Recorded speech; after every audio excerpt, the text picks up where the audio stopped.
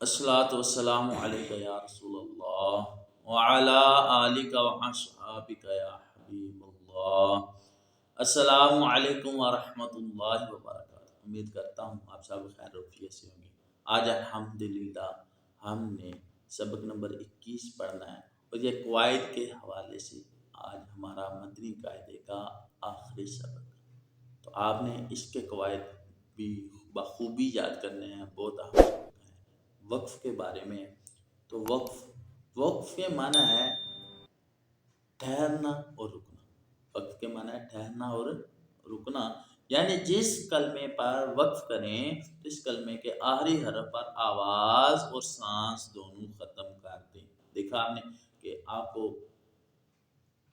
अंदाज़े वक्फ समझाना है, वक्फ याद करवाना है, तो इसको आपने सबक को बड़े अच्छे अंदाज में याद करना है। बहुत अहम सबक है कि अक्सर जो है उनको पता ही नहीं होता कि आखिरी लफ्ज़ पर हमने वक्फ कैसे करना है, सांस कैसे तोड़ना है। जैसे उनका सांस टूट रहा होता है तो बस जैसे आया वैसे पढ़ दिया। हालांकि इसके कवायद मौजूद हैं। आपने जब भी वक्फ करना है आखिरी हरफ पर, आयत के आखिर पर या दरमियान में किसी भी जगह पर, तो आपने कवायद के मुताबिक ही अपना वक्फ करना है। बहुत अहम सबक है, इसमें कवायद भी ज़्यादा हैं और इसको आपने अच्छे अंदाज में याद करने की कोशिश करना है। मैं आज कोशिश ये करूँगा कि आज इस वीडियो में आपको तमाम कवायद भी तफसील अच्छे अंदाज में समझाने की कोशिश करूँ कि आप सबक नंबर 21 के वक्फ के कवायद जो है सीख जाएं। तो इसका सबक को हम इंशाअल्लाह करीम दूसरी वीडियो में याद करेंगे, पढ़ेंगे, सीखेंगे। तो हमने पढ़ा है कि वक्फ के माना है ठहरने और रुकने का, यानी जिस कलमे पर हम वक्फ करेंगे वहाँ पर आवाज़ और सांस दोनों रुक जाएं। सकता हमने ये पढ़ा था कि आवाज़ रुक जाए, सांस जारी रहे, लेकिन वक्फ ये है कि आवाज़ और सांस दोनों को रोक दे। अब वक्फ की सूरत में क्या क्या करेंगे? कलमे के आखिरी हरफ पर ज़बर, ज़ेर, पेश, दो ज़ेर, दो पेश, खड़ा ज़ेर, उल्टा पेश हों तो इस सूरत में उस आखिरी हरफ को जो है वक्फ में साकिन कर देंगे। आखिरी हरफ पर ज़बर, ज़ेर, पेश, दो ज़ेर, दो पेश, खड़ा ज़ेर और उल्टा पेश, ये सारे इनमें से कोई एक भी चीज़ आ जाए तो इनको साकिन कर देना है, यानी कि वहाँ पर हमने जज़म ले आना है। कलमे के आखिरी हरफ पर दो ज़बर, आपने सोचा होगा कि पहले में दो ज़ेर और दो पेश, दो ज़बर कहाँ गया? तो यहाँ पे इसका अलग कायदा है कि कलमे के आखिरी हरफ पर दो ज़बर हों तो उन्हें वक्फ में अलिफ से बदल देंगे, यानी कि एक ज़बर नहीं पढ़ा जाएगा। आम लफ्ज़ ऐसा समझ लें कि एक अलिफ को नहीं पढ़ना और उसको हरूफ मद्दा की तरह पढ़ देना है वक्फ की सूरत में। कलमे के आखिर में अगर गोल ता हो, अगर आखिरी हरफ जो है गोल ता वाला हो और उस पर कोई भी हरकत आ जाए तो वक्फ की सूरत में उसको हा साकिन से बदल देना है। कोई भी हरकत हो, तनवीन हो, दो ज़बर हो, दो ज़ेर हो, दो पेश हो, जो कुछ भी हो, लेकिन आखिरी हरफ जो है अगर गोल ता वाला हो, गोल ता लिखा हो, तो उसको हमने वक्फ की सूरत में हा साकिन से बदल देना। ये बात ज़हन में रखनी है। और कुछ बच्चे यहाँ पे एक बहुत बड़ी गलती ये करते हैं कि इस गोल ता को भी पढ़ देते हैं और आखिर पे हा साकिन पैदा कर देते हैं, यानी कि एक नया लफ्ज़ इसमें ऐड कर देते हैं। ऐसे नहीं करना। ये गोल ता है, इसको हमने हा साकिन में बदल देना है, कन्वर्ट कर देना है। ये समझे कि ये गोल ता नहीं है बल्कि हा साकिन था यहाँ पे लफ्ज़। जब आपने वक्फ करना है, वक्फ की सूरत में कलमे का आखिर पर गोल ता तो उसको हमने हा साकिन से बदल देना है। खड़ा ज़बर, हरूफ मद्दा, साकिन हरफ वक्फ में तब्दील नहीं होते। तो ये तीन हरूफ हमने पढ़े हैं, इनको याद कर लें कि खड़ा ज़बर, हरूफ मद्दा, अलिफ मद्दा, वाव मद्दा, या मद्दा और साकिन हरूफ जो है ये वक्फ की सूरत में तब्दील ही नहीं होते, ये जैसे थे वैसे ही पढ़े जाएंगे। आगे बहुत अहम कायदा का मुशद्दद हरफ जो है वक्फ की सूरत में तशदीद बाकी रखेंगे, مگر حرکت کو ظاہر نہیں کریں گے۔ تو بہت یہ جو آخری قاعدہ ہم پڑھ رہے ہیں مشدد حرف والا، یہ بہت زیادہ اہمیت کا حامل ہے کہ اگر تشدید، جیسا کہ ہم نے پڑھا ہوا ہے کہ حروف قلقلہ مشدد ہوں تو ان کو جماؤں کے ساتھ پڑھیں گے، تو ہم نے وقف کی صورت میں اگر حروف قلقلہ آ رہے ہیں اور مشدد ہیں، ہم نے صرف ان کی حرکت کو نہیں پڑھنا، وہاں پر جماؤ بھی کرنا ہے۔ ہم نے پڑھا ہوا ہے کہ نون مشدد اور میم مشدد میں غنہ کرنا ہے، تو وقف کی صورت میں ہم نے ان کی حرکت کو ظاہر نہیں کرنا، لیکن نون مشدد اور میم مشدد میں ہم نے غنہ بھی کرنا ہے۔ اس بات کا ذہن خیال رکھیے گا کہ یہ بہت اہم قاعدہ ہے، اس کو بھی آپ نے صحیح طریقے کے ساتھ یاد کر لینا ہے۔ اور یہ جو دو غلطیاں میں نے آپ کے سامنے رکھی ہیں کہ حروف قلقلہ مشدد ہوں تو جماؤں کے ساتھ، نون مشدد میم مشدد میں ہم نے غنہ کرنا ہے، تو وقف کی صورت میں غنہ بھی ہوگا اور جماؤ بھی ہوگا، لیکن صرف حرکت ظاہر نہیں ہوگی۔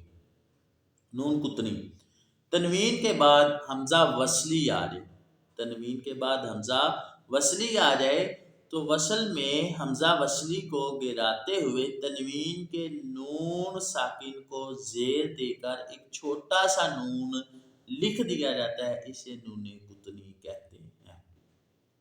نون قطنی کیا ہے جی؟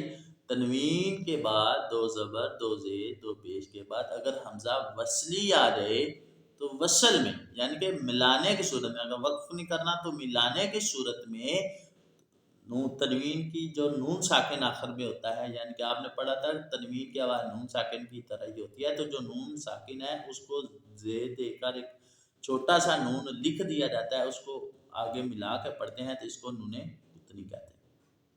نون قطنی والے کلمات کے ہجے اس طرح کریں گے کہ جیسے شین، یا، زیر، شی، یا، با دو زبر بن، شی بن، حمزہ سین زبر اس، میم الف زبر ما، السما، حمزہ پیش او، السماء۔ اب اس کو ملا کے شیبن السماء، یعنی کہ دونوں الفاظ کے ہجے الگ الگ کرنے ہیں، لیکن جب ملا کے پڑھیں گے تو تنوین جو ہے اس کے نون کو ایک زیر دے کر ایک چھوٹا سا نون لکھا ہوتا ہے، تو نون کو سین کے ساتھ ہم نے ملا دینا ہے، شیبن السماء۔ اور اگر اس میں وقف کریں گے درمیان میں تو اس کو ایسے پڑھیں گے، شیبا السماء، یعنی کہ پھر جو حمزہ وصلی ہے اس پہ عارضی حرکت لگا کے ہم نے پڑھنا ہے۔ علامات وقف، یعنی کہ جہاں جہاں پر وقف کرنا جائز ہے، بہتر ہے، یا جہاں پر ہم وقف نہیں کر سکتے وہ علامات آ گئی۔ تو چند علامات وقف کی تفصیل درج ہے۔ گول دائرہ، یہ وقف تام اور آیت مکمل ہونے کی علامت ہے، یہاں ٹھہرنا چاہیے۔ گول دائرہ لکھا ہوتا ہے اور اس کے اندر گنتی لکھی ہوتی ہے، عربی الفاظ میں گنتی ہوتی ہے، عربی گنتی ہوتی ہے، تو آپ نے یہ ذہن میں رکھنا ہے کہ جہاں پر گول دائرہ آ جائے، یہاں پر آیت مکمل ہو رہی ہے اور وہاں پر آیت نمبر بھی لکھا ہوتا ہے کہ یہ اس صورت میں فلاں نمبر پہ یہ آیت لکھی ہوئی ہے، تو اس کو آیت مکمل ہونے کی بھی علامت ہے۔ وقف تام یعنی کہ مکمل وقف ہونے کی علامت ہے، تو یہاں پر ٹھہرنا چاہیے، ٹھہر لیں گے تو اچھا ہے۔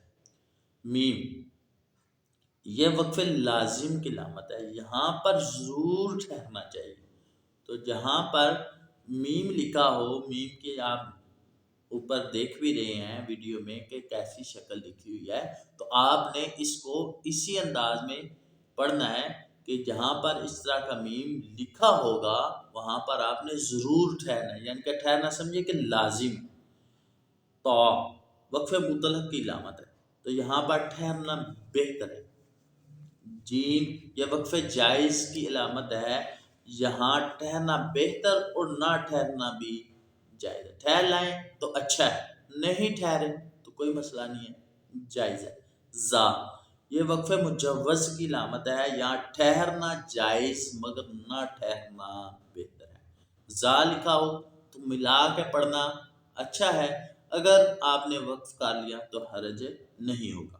صاد یہ وقف مرخص کی علامت ہے، یہاں پر ملا کر پڑھنا چاہیے، یہاں پر ٹھہرنا نہیں ہے بلکہ صاد لکھا ہے تو آپ نے وہاں پر وقف نہیں کرنا بلکہ ملا کے پڑھنا ہے۔